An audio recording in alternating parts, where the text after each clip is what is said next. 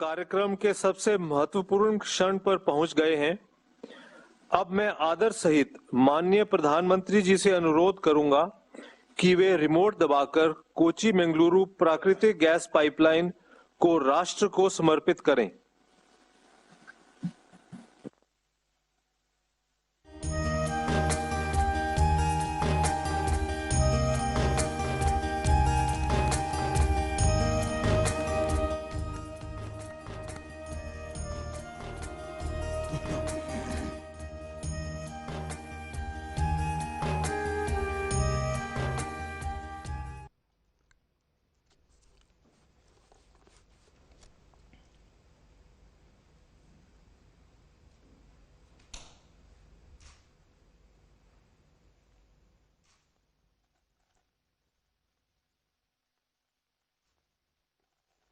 नमस्कार।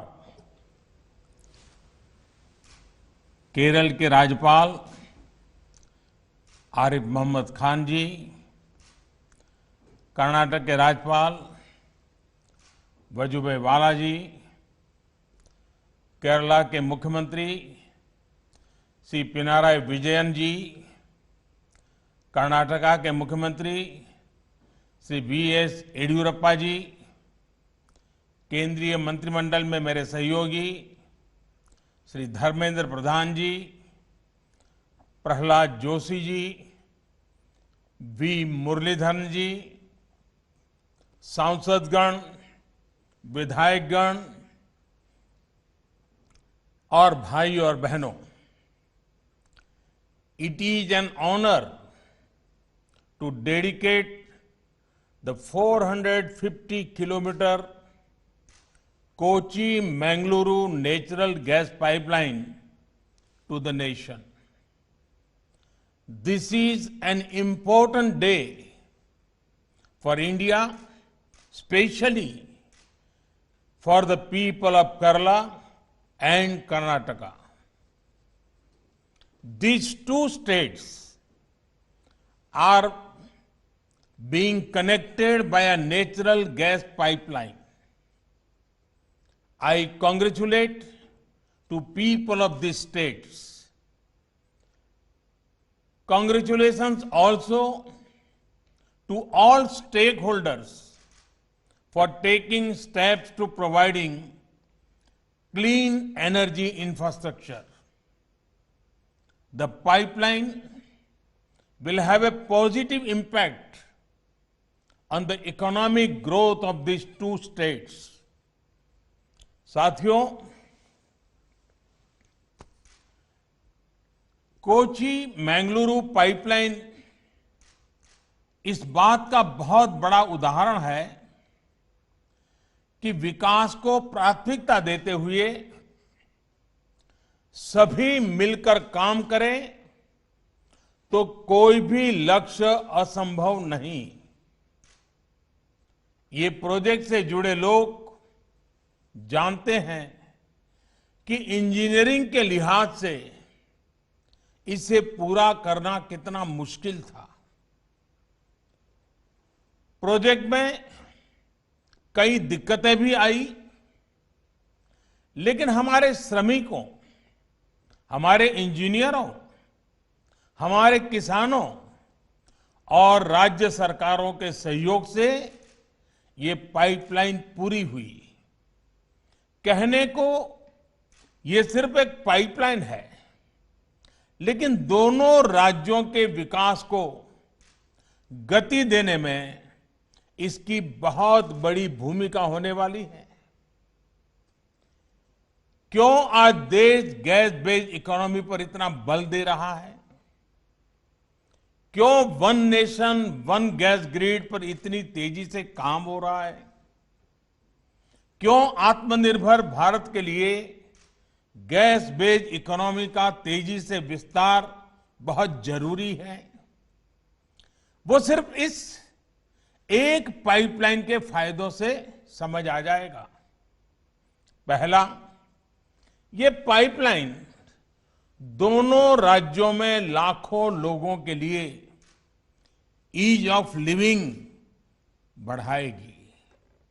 दूसरा, ये पाइपलाइन दोनों ही राज्यों के गरीब, मध्यम वर्ग और उद्यमियों का खर्च कम करेगी। तीसरा, ये पाइपलाइन अनेक शहरों में सिटी गैस डिस्ट्रीब्यूशन सिस्टम उसका एक माध्यम बनेगी। चौथा, ये पाइपलाइन अनेक शहरों में सीएनजी आधारित ट्रांसपोर्ट सिस्टम को डेवलप करने का आधार बनेगी। पांचवा, ये पाइपलाइन मैंगलोर केमिकल और फर्टिलाइजर प्लांट को ऊर्जा देगी, कम खर्च में खाद बनाने में मदद करेगी, किसान को मदद होगी। छठा, ये पाइपलाइन मैंगलोर रिफाइनरी और पेट्रोकेमिकल को ऊर्जा देगी, उन्हें स्वच्छ ईंधन देगी। सातवां, ये पाइपलाइन दोनों ही राज्यों में प्रदूषण कम करने में बड़ी भूमिका निभाएगी। आठवां, प्रदूषण कम होने का सीधा असर होगा पर्यावरण पर। जितनी कार्बन डाइऑक्साइड का एमिशन इससे कम होगा, वो लाखों पेड़ लगाने के बाद ही हासिल हो सकता है। साथियों, नवा लाभ ये कि पर्यावरण बेहतर होने से लोगों की सेहत भी अच्छी रहेगी, बीमारी पर होने वाला उनका खर्च भी कम होगा। 10वां, जब प्रदूषण कम होगा, हवा साफ सुथरी होगी, शहर में गैस आधारित व्यवस्थाएं होगी, तो और ज्यादा टूरिस्ट आएंगे, टूरिज्म सेक्टर को भी इसका लाभ होगा। और साथियों, इस पाइपलाइन के दो और लाभ हैं जिनकी चर्चा बहुत जरूरी है। इस पाइपलाइन के निर्माण के दौरान 12 लाख मैन डेज का रोजगार जनरेट हुआ है। पाइपलाइन के शुरू होने के बाद भी रोजगार और स्वरोजगार का एक नया इकोसिस्टम केरला और कर्नाटका में बहुत तेजी से विकसित होगा। फर्टिलाइजर उद्योग हो, पेट्रोकेमिकल उद्योग हो, बिजली उद्योग हो, हर उद्योग इससे लाभ लेगा और रोजगार के अवसर बनेंगे। साथियों, इस पाइपलाइन का एक और बड़ा लाभ पूरे देश को होगा। जब ये पाइपलाइन पूरी क्षमता से काम करना शुरू कर देगी, तो देश की हजारों करोड़ की विदेशी मुद्रा खर्च बच जाएगा। भारत COP21 के लक्ष्यों को लेकर जिस गंभीरता से काम कर रहा है, ये प्रयास हमें उसमें भी मदद करेंगे। साथियों, दुनिया भर के एक्सपर्ट्स का कहना है कि 21वीं सदी में जो भी देश अपनी कनेक्टिविटी पर और क्लीन एनर्जी पर सबसे ज्यादा जोर देगा, तेजी से काम करेगा, वो तेजी से नई ऊंचाई पर पहुंचेगा। आज आप जिस भी फ्रंट पर देखें, highway connectivity, railway connectivity, metro connectivity, air connectivity, water connectivity, digital connectivity या फिर गैस कनेक्टिविटी, भारत में जितना काम अभी हो रहा है, एक साथ इतने सभी क्षेत्रों में उतना पहले कभी नहीं हुआ। एक भारतीय के तौर पर ये हम सभी का सौभाग्य है कि हम ये होते हुए अपनी आंखों से देख रहे हैं। हम सभी विकास के इस नए आंदोलन का हिस्सा है। भाइयों और बहनों, पिछली शताब्दी में भारत जिस भी रफ्तार से चला, उसकी अपनी वजह रही है। मैं उनके विस्तार में नहीं जाना चाहता, लेकिन इतना तय है कि आज का युवा भारत दुनिया पर छा जाने के लिए अधीर भारत अब धीरे नहीं चल सकता। इसलिए ही बीते वर्षों में देश ने स्पीड भी बढ़ाई और स्केल भी बढ़ाया, साथ साथ स्कोप भी बढ़ाया।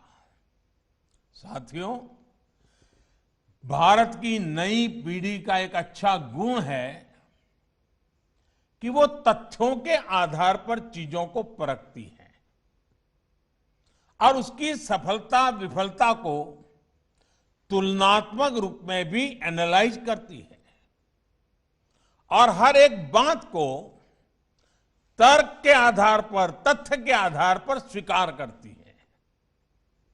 भारत में गैस बेस्ड इकोनॉमी को लेकर अभी जो काम हो रहा है, उसमें भी कई तर्क और तथ्य बहुत ही महत्वपूर्ण है। साथियों, हमारे देश में पहली inter state natural gas pipeline 1987 में कमीशन हुई थी। पहली पाइपलाइन 1987 में कमीशन हुई थी। इसके बाद 2014 तक, यानी 27 साल, 27 इयर्स में भारत में 15,000 किलोमीटर नेचुरल गैस पाइपलाइन बनी। आज देश भर में पूरब, पश्चिम, उत्तर, दक्षिण 16,000 किलोमीटर से ज्यादा नई गैस पाइपलाइन पर काम चल रहा है। ये काम अगले 4-6 साल में पूरा होने वाला है। आप कल्पना कर सकते हैं, जितना काम 27 वर्षों में हुआ, हम उससे ज्यादा काम उसके आधे समय में करने का लक्ष्य लेकर चल रहे हैं। साथियों, इसी तरह एक और उदाहरण है सीएनजी स्टेशन का। हमारे देश में पहला सीएनजी स्टेशन 1992 के आसपास शुरू हुआ था। साल 2014 तक 22 साल में हमारे देश में सीएनजी स्टेशनों की संख्या 900 से ज्यादा नहीं थी, 900 से ज्यादा नहीं थी। जबकि पिछले 6 वर्षों में 1500 के करीब नए सीएनजी स्टेशन शुरू हुए हैं।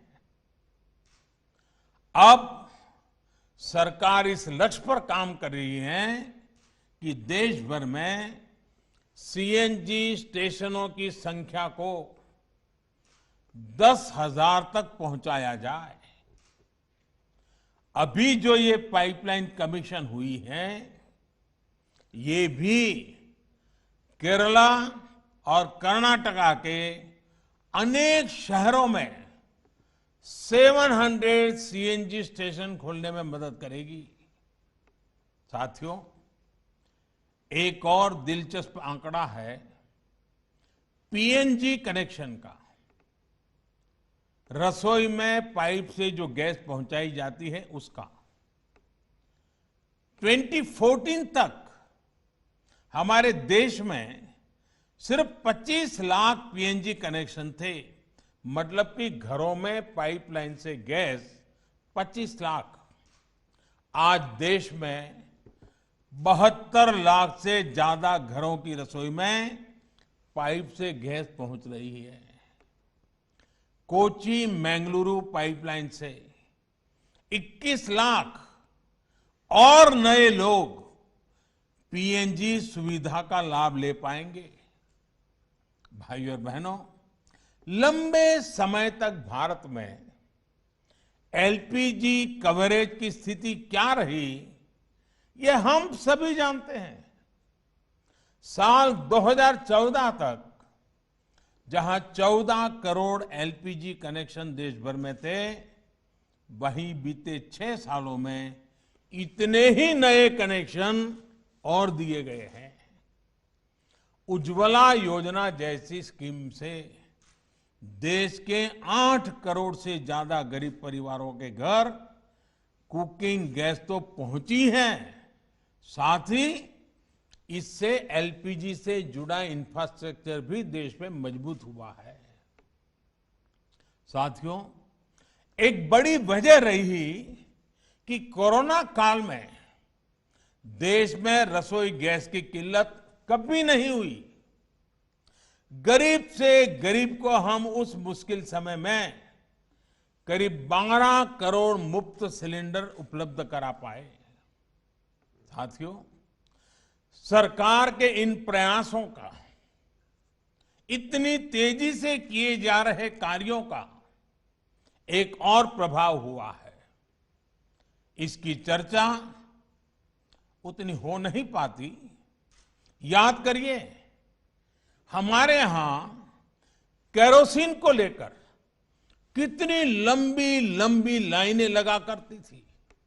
राज्य सरकारें भारत सरकार को चिट्ठियां लिखती थी केरोसिन का कोटा बढ़ाने के लिए, केरोसिन की डिलीवरी के लिए। केंद्र और राज्य के बीच में हमेशा तनाव रहता था। आज जब रसोई के लिए गैस आसानी से मिल रही है, रसोई तक गैस आसानी से पहुंच रही है, तो केरोसिन की किल्लत भी कम हुई है। आज देश के कई राज्य और केंद्र शासित प्रदेश खुद को केरोसिन मुक्त राज्य घोषित कर चुके हैं। Friends, our government believes in an integrated approach for energy planning. Our energy agenda is all inclusive. Since 2014, we have brought in various reforms across the oil and gas sector. These reforms cover exploration and production, natural gas marketing and distribution. We plan to achieve one nation, one gas grid. We also want to shift to gas-based economy. The use of natural gas has several environmental benefits. The government is taking policy initiative to increase the share of natural gas in India's energy basket from 6% to 15%. Crores of rupees would be invested in the oil and gas sector in this decade itself. Dedication of this Kochi-Mangaluru natural gas pipeline of GAIL is a part of our journey to move towards one nation, one gas grid. Clean energy is important for a better future. The pipeline will help improve clean energy access. Our government is also making many efforts in other sectors. Take, for example, the Swachh Bharat movement, the efforts to increase LED bulbs for electric mobility. साथियों, आज कोशिश ये है कि देश को भविष्य की जरूरतों, भविष्य की एनर्जी नीड्स के लिए आज से ही तैयार किया जाए। इसलिए एक तरफ देश में नेचुरल गैस पर फोकस किया जा रहा है, तो दूसरी तरफ देश अपने एनर्जी रिसोर्स को भी डाइवर्सिफाई कर रहा है। अभी हाल ही में गुजरात में दुनिया के सबसे बड़े रिन्यूएबल एनर्जी प्लांट का हाइब्रिड सिस्टम का रिन्यूएबल एनर्जी प्लांट का काम शुरू हुआ है। विंड और सोलर कंबाइन। इसी तरह आज देश में ही बायोफ्यूल्स पर बहुत बड़े स्तर पर काम चल रहा है। गन्ना हो या अन्य एग्रो प्रोडक्ट्स हो, इनसे इथेनॉल के निर्माण पर गंभीरता से काम किया जा रहा है। अगले 10 साल में पेट्रोल में होने वाली इथेनॉल ब्लेंडिंग को 20% तक करने का लक्ष्य रखा गया है। यही नहीं, इलेक्ट्रिक मोबिलिटी से जुड़े सेक्टर को, इसमें जुड़े इंफ्रास्ट्रक्चर को भी बहुत अधिक प्रोत्साहन दिया जा रहा है।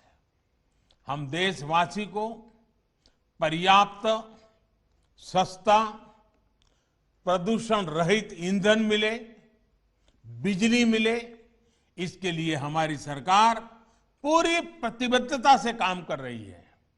भाइयों और बहनों, देश के संतुलित और तेज विकास की सोच हमारे कोस्टल एरिया के डेवलपमेंट को लेकर भी स्पष्ट रूप से दिखती है। केरला हो, कर्नाटका हो, साउथ इंडिया के हर राज्य में जो समंदर से सटे हैं, वहां ब्लू इकोनॉमी के विकास के लिए एक कॉम्प्रिहेंसिव प्लान पर काम हो रहा है। ब्लू इकोनॉमी आत्मनिर्भर भारत का एक बहुत बड़ा स्रोत बनने वाला है। हमारे पोर्ट्स हो, कोस्टल रोड्स हो, इनको दूसरे माध्यमों से कनेक्ट किया जा रहा है। मल्टी मॉडल कनेक्टिविटी पर हमारा विशेष फोकस है। हमारा coastal region ease of living का भी मॉडल हो रहा है। ईज ऑफ डूइंग बिजनेस भी बेहतरीन हो, इसी लक्ष्य के साथ काम किया जा रहा है। भाइयों और बहनों, समुद्री किनारे पर बसी एक बड़ी आबादी हमारे किसानों की है, हमारे मछुआरे साथियों की है। ये सभी साथी समुद्री संपदा पर निर्भर ही नहीं है, बल्कि इसके बहुत बड़े संरक्षक भी हैं। इसलिए पूरे कोस्टल इकोसिस्टम की सुरक्षा और समृद्धि बहुत जरूरी है। बीते सालों में इसके लिए अनेक सार्थक कदम उठाए गए हैं। मछुआरों को डीप सी फिशिंग के लिए जरूरी मदद हो, फिशरीज का अलग डिपार्टमेंट बनाना हो, मत्स्य व्यापार से जुड़े साथियों को भी सस्ते ऋण के लिए किसान क्रेडिट कार्ड देना हो, इससे सामान्य मछुआरे साथी को भी लाभ हो रहा है। कुछ महीने पहले देश में 20,000 करोड़ रुपए की मत्स्य संपदा योजना शुरू की गई है। इसका सीधा लाभ केरला और कर्नाटका के लाखों मछुआरे साथियों को होने वाला है। आज मछली से जुड़े एक्सपोर्ट में तो हम तेजी से आगे बढ़ ही रहे हैं। एक क्वालिटी प्रोसेस सी फूड का हब भारत हो, इसके लिए भी हर जरूरी कदम उठाए जा रहे हैं। दुनिया में सीवीड की डिमांड बढ़ रही है, जिसको पूरा करने में भारत अहम भूमिका निभा सकता है। सीवीड फार्मिंग के लिए किसानों को जितना प्रोत्साहन मिलेगा, उतनी ही तेजी से इस क्षेत्र में भी हम आगे बढ़ेंगे। हम एकजुट होकर संकल्पित भाव से काम करेंगे, तभी हम हर राष्ट्रीय लक्ष्य को तेजी से हासिल कर पाएंगे। एक बार फिर कोची मैंगलुरु गैस पाइपलाइन के लिए केरला और कर्नाटक के सभी नागरिक भाइयों बहनों को, इस काम से जुड़े हुए सभी महानुभावों को अनेक अनेक बधाइयां देता हूं, बहुत बहुत बधाई देता हूं। धन्यवाद।